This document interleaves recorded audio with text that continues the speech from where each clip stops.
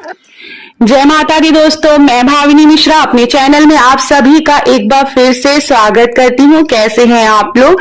आशा करती हूँ आप सब स्वस्थ और सुरक्षित होंगे। आप सभी को करवा चौथ व्रत की बहुत बहुत शुभकामनाएं।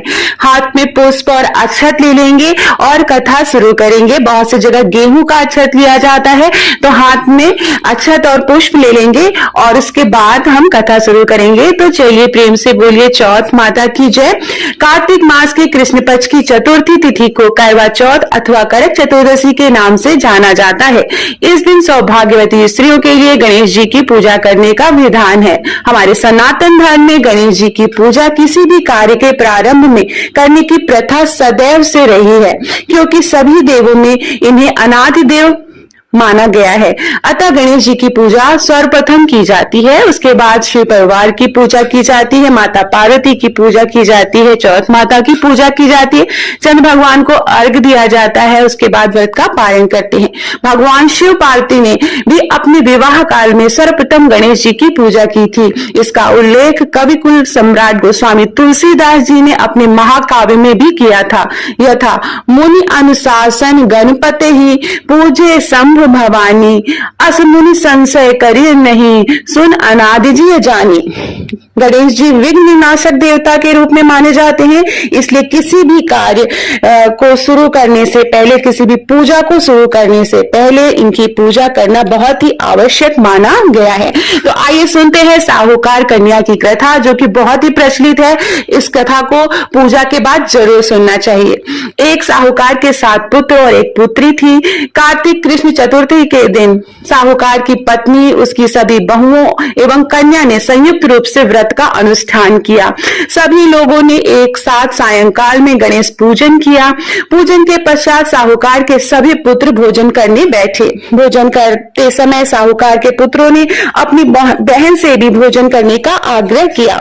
बहन ने उत्तर दिया कि तुम सभी लोग भोजन कर लो, मैं चंद्रोदय होने के पश्चात अर्घ दे लेने के बाद ही भोजन करूंगी। बहन की बात सुनकर भाइयों ने कुछ दूर पर मैदान में अग्नि जला दी और उस अग्नि के प्रकाश को छलनी में से दिखाकर कहा, बहन देखो, सामने चंद्रमा निकल आया है, अब तुम भी भोजन कर लो।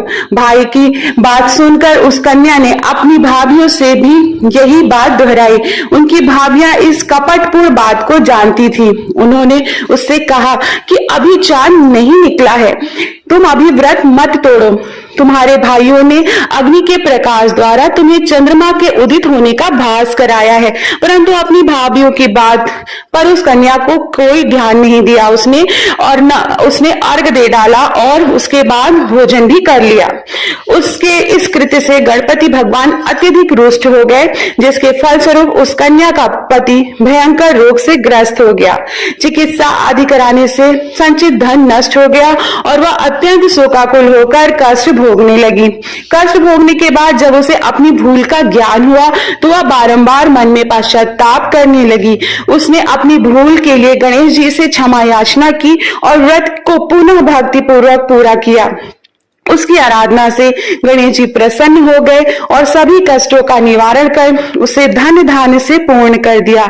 अतः इस व्रत को जो प्राणी विधि पूर्वक संपन्न कर लेता है, उसकी सभी आशाएं, सभी मनोकामनाएं पूर्ण हो जाती हैं।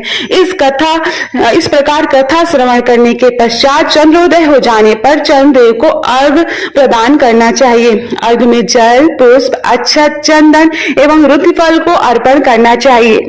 घी का दीपक जलाकर चंद्रदेव को दिखाना चाहिए। अर्घदान काल में ओम चंद्राय नमः इस मंत्र का उच्चारण भी करते रहना चाहिए। इसके अंतर 4 बार परिक्रमा कर चंद्रदेव को दंडवत करें और जल अर्पित करें। इतना कर लेने के पश्चात घर में वृद्ध जनों को भोजन कराकर स्वयं भोजन करें। पूजा काल में जो भी पदार्थ अर्पित किए गए हैं, जैसे कि नैवेद्य, फल, फूल, प्रसाद आदि को ब्राह्मणों को भी दान करना चाहिए। इस प्रकार भक्ति भाव से जो लोग इस चतुर्थी का व्रत करते हैं, उनकी सभी मनोकामनाएं पूर्ण हो जाती हैं, उनका सौभाग्य अखंड होता है।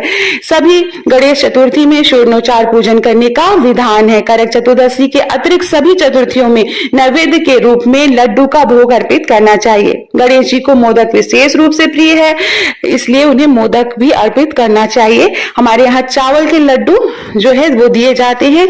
तो इस तरह से करवा चौथ व्रत की कथा समाप्त होती है। हाथ में जो आपने पुष्प और अक्षत लिया है वो अर्पित कर दीजिए भगवान को और प्रार्थना कीजिए हमसे जो भी भूल चूक हो गई हो भगवान हमें माफ करिएगा और हमारा सौभाग्य अखंड रखिएगा। बहुत बहुत धन्यवाद ये वीडियो देखने के लिए। वीडियो पसंद आए तो जल्दी से शेयर कर दीजिए अपने दोस्तों के बीच में।